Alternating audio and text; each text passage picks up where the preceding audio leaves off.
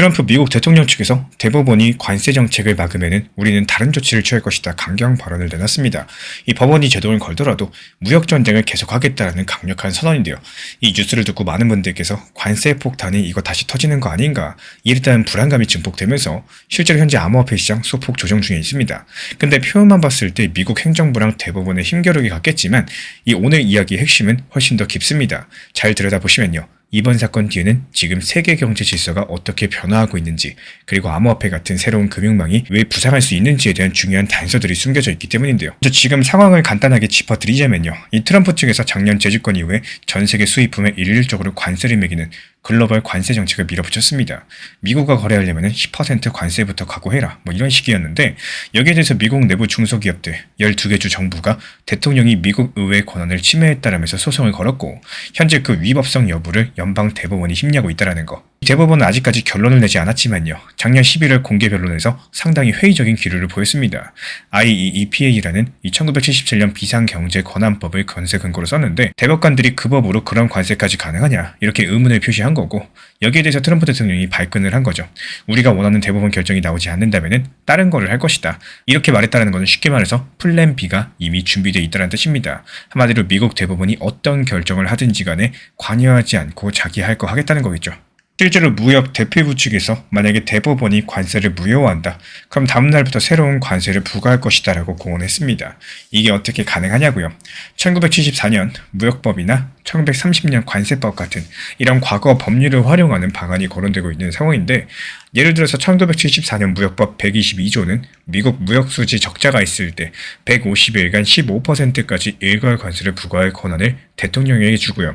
1930년 이 관세법, 일명 스무트 홀리 관세법에서는요, 미국을 차별하는 국가에 최대 50% 관세를 매길 수 있는 조항도 있습니다. 이런 법 조항을 바꿔서라도 관세 전쟁을 이어가겠다라는 게 현재 트럼프 행정부의 강력한 선언이고요. 그렇다면 트럼프는 왜 이렇게까지 관세에 집착할까요? 단순하게 세금을 더 걷겠다는 게 아닙니다. 이 미국 제조업을 보호하고 국가 안보를 지킨다는 명분 아래서 관세를 지렛대 삼아서 무역 협상에서 유리한 조건을 강제로 얻어내겠다는 전략인 건데, 쉽게 말씀드려가지고 관세 폭탄을 연달아 터뜨려서 상대 국가가 굴복하도록 만드는 협상술인 셈이겠죠. 이 트럼프 측에서 첫 번째 임기 때 2018-19년도에서는 중국과 관세 치킨 게임을 벌인 끝에 일부 양보를 받아낸 적이 있습니다. 그 당시에 주로 특정 국가나 품목 등에 대한 국한된 관세였었는데, 이번에는 그 스케일이 달라요. 전 세계 모든 나라를 상대로서 미국에 물건 팔 때 기본 10% 관세를 물리겠다는 구상이다 보니까요. 이 동맹국이라고 예외가 없습니다. 유럽, 일본, 한국, 우리나라까지도 해당이 됩니다. 이쯤 되면 미국 혼자만 이득 보고 남들은 전부 다 손해보는 이런 치킨 게임이 되기가 쉽기 때문에 당연히 전 세계의 반발이 클 수밖에 없어요. 이렇게 전방위 관세 전략이 현실화된다. 어떤 일이 벌어질지 생각해 보겠습니다. 먼저 물가 측면에서 미국 소비자들이 쓰는 수입 상품 가격이 상승하게 됩니다. 이 관세가 결국에 수입업자나 소비자들에게 추가 비용을 전가하는 효과니까요. 지금의 미국의 인플레이션율은 지난 12월 기준 2%대까지 떨어져서 비교적 안정된 상태인데, 연준에서도 물가가 잡혀가니까 슬슬 금리를 낮출까 고민할 정도였었죠. 그런데 관세로 인해서 수입 물가가 뛴다. 물가 안정세가 한 방에 깨질 수가 있는 거고, 기업들 입장에서도 생산 원가가 상승하니까 팔아도 남는 게 줄어듭니다. 이러면은 가격 인상 압박이랑 이윤 감소로서 경기 둔화 요인이 함께 생기겠죠. 연준 측에서는 딜레마에 빠집니다. 이 경기 둔화를 우려해서 금리를 내리자니까 관세발 물가 상승이 걱정이 되고, 또 물가를 잡자니까 또 경기가 식는 상황이 생기겠죠. 채권 시장은 벌써부터 이런 딜레마를 반영하고 있다는 거. 미국의 10년물 국채금리가 4%대로 높게 형성이 되어 있는 상황인데, 정작 2년물 금리는 3% 중반입니다. 보통 장기금리가 단기금리보다 낮아지는 역전현상이 불황 신호인데요. 지금은 오히려 그 반대예요. 이런 것들이 시장이 당장은 경기 둔화 가능성이 있겠지만은 연준이 섣부르게 긴축을 풀면은 다시 물가가 뜰 수 있겠다. 이렇게 예상하고 있다는 뜻으로 해석해 볼 수가 있겠죠. 그리고 다음은 세계 교육입니다. 미국발 관세 폭탄이 현실화되면 가장 직접적인 타격을 받는 곳이 글로벌 무역 현장이죠. 일단 미국 시장의 수출에서 얻는 이득이 줄어들기 때문에 이 세계 무역량 감소는 불을 보듯 뻔합니다. 미국 소비자들도 수입품 가격이 상승하면 지갑을 닫겠죠. 이렇게 수요가 줄어들면 수출국들의 생산도 줄어듭니다. 그 여파로 원자재 수요까지도 연쇄적으로 감소하면서 원유라거나 금속 가격에도 하방 압력이 생길 수가 있다는 거. 사실 지금도 세계 제조업 경기가 썩 좋지가 않은데요. 이 주요 국가의 제조업 PMI가 50 전후로서 위축과 확장의 경계선에 머물러 있는데 이 관세 충격까지도 더해진다. 이 지표가 빠르게 악화될 가능성이 있겠죠. 이 글로벌 기업들의 움직임도 복잡해집니다. 관세를 피하려고 생산 기지를 다른 나라로 옮기는 이런 리슈어링 혹은 제3국을 통한 우회 무역 등이 활발해질 텐데요. 이런 것들이 세계 공급망 재편으로 이어지면서 효율보다는 안전과 비용 회피가 우선시되는 이런 구조로서 바뀌게 될 거예요. 결국에 소비자 입장에서는 더 비싸고 기업 입장에서는 덜 효율적인 이런 상황들이 전개가 될 거고 전반적인 글로벌 성장률에 부담이 커지는 시나리오겠습니다. 그리고 환율이랑 국제 금융 측면도 빼놓을 수가 없어요. 역사적으로 위기 때는 미국 달러화가 안전자산으로 평가되면서 강세를 보이는 경향이 있었는데 그래서 단기적으로 봤을 때 관세 전쟁에서 세계 경제 위험도가 높아지고 또 달러 강세로 이어지는 이런 공식이 통할 수도 있다는 거. 하지만 장기적인 그림은 다르겠죠.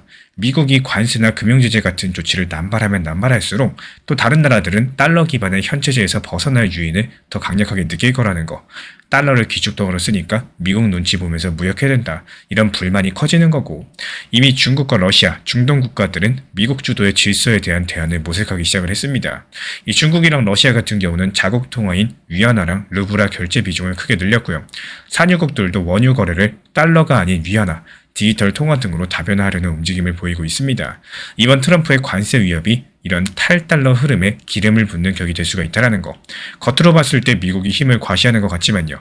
이런 것들로 인해서 오히려 달러 패권에 균열이 생기는 역설적인 결과를 낳을 가능성이 있겠습니다. 정리드리자면 1차적으로 관세 정책 하나 같지만 2차적으로는 국제 정치랑 경제 구도까지 영향을 주고 또 3차적으로 세계 금융 질서의 개편 가능성까지도 거론되는 상황이에요. 이번 이슈의 파급 효과를 단기적으로 생각을 해보자면요. 먼저 말할 것도 없이 물가 상승과 교육 축소였습니다. 이미 언급드렸던 것처럼 관세는 물가를 자극하고요. 세계 경제를 둔화시킬 수가 있는데 여기서 2차로서 국제관계가 변화될 겁니다. 이 동맹국들도 미국이 자기들에까지 관세를 매기면 가만히 있지 않겠죠. 유럽연합이 집단으로 미국에 반발을 한다거나 이 WTO 세계무역기구에서 다툼이 생길 수 있겠습니다. 그리고 중국이나 러시아 같은 나라는 영향권 국가들을 규합해서 자체 무역 블록을 강화하려고 들겠죠. 한마디로 세계가 2개 이상의 경제권으로 분리되는 시나리오인 건데 마지막 3차 효과로서는 그렇게 분열된 블록들 사이에서 금융 질서의 단절이 일어날 수 있겠습니다. 각 블록마다 서로 다른 통화랑 결제망을 사용할 거고 예전처럼 하나의 글로벌 시장이 아니라 분리된 시장들로 굴러가는 거예요. 이런 모습들이 이미 일부분 현실이 되고 있죠. 대표적으로 미국의 제재로부터 스위프트망을 배제당한 러시아나 중국, 이 CIPS 결제망이라거나 암호화폐 거래로를 돌리는 여러 가지 변화가 나타나고 있습니다. 이 트럼프의 관세 선언은 이런 균열을 더욱더 크게 만들 수 있는 촉발제 역할을 할 수가 있다는 거예요. 그리고 이런 지점에서 제가 주목하는 개인적인 견해를 말씀드려보자면은 저는 미국이 힘으로 밀어붙일수록 오히려 다른 쪽에서 새로운 탈출구를 찾는 역사적인 흐름에 주목하고 있습니다. 이 관세든지 제재든지 미국의 일방적인 조치가 강력해지면요. 역설적으로 탈미국, 탈달러 움직임이 빨라질 수밖에 없겠죠. 바로 이런 틈새에서 저는 암호화폐를 비롯한 신흥 금융 인프라가 부상할 가능성이 크다라고 봐요. 미국의 달러 체제 밖에서 결제하고 또 거래하려면은 과거에는 금이나 이 제3국 통화를 썼었지만요. 이제는 블록체인 기반의 스테이블 코인이나 탈중앙화 결제망이라는 새로운 도구가 있습니다. 이 사실 리플사가 이번에 내놓은 RLUSD 스테이블 코인이라거나 이 각 국가의 중앙은행 CBDC 실험도 따지고 봤을 때 언제까지 달러 그리고 스위프트에 의존할 거냐 이런 문제의식에서 나온 대응책들이라고 볼 수가 있어요. 이 관세 전쟁이라는 미국의 압박 카드가 단기적으로 위협적이겠지만 중장기적으로 봤을 때 미국 영향력의 약화를 자초하고 이 대한 금융 질서의 탄생을 촉진하는 아이러니한 결과를 낳을 수 있다는 게 저의 생각입니다. 이 힘으로서는 세계 무역을 조이려 할수록 오히려 다른 나라들은 달러 밖의 생태계를 키우려 될 거고 이런 과정에서 XRP처럼 중립적인 블록체인 결제망은 실용적인 대안으로서 더욱더 각광과 받게 될지도 모르겠습니다. 결국 미국 중심의 패권 질서를 유지하려는 관세 공세가 스스로 패권을 흔드는 이 부메랑이 될 수 있다는 분석이에요. 이걸 투자자 관점에서 보면 이런 큰 흐름의 변화는 리스크이자 새로운 기회입니다. 당장 금융시장은 관세 뉴스 하나에도 크게 출렁일 수가 있죠. 실제로 트럼프 대통령 발언 직후에 미국 증시랑 국제유가가 순간적인 변동을 보이기도 했습니다. 하지만 한 발 떨어져서 보시면은 우리가 주목하셔야 될 것은 이면의 구조적인 변화입니다. 미국이 세계를 흔들 때 누가 이득을 보고 또 누가 손해를 보는지 이런 큰 판을 보셔야 되는 거고 예를 들어서 미국 제조업은 관세로서 단기 보호를 받을지 몰라도요. 다국적 기업들은 교역 감소로 타격을 받을 수가 있다는 거. 이 중국은 손해겠지만 동남아나 인도 같은 대체 생산지는 반사 이득을 얻을 수가 있겠죠. 그리고 암호화폐 시장도 마찬가지입니다.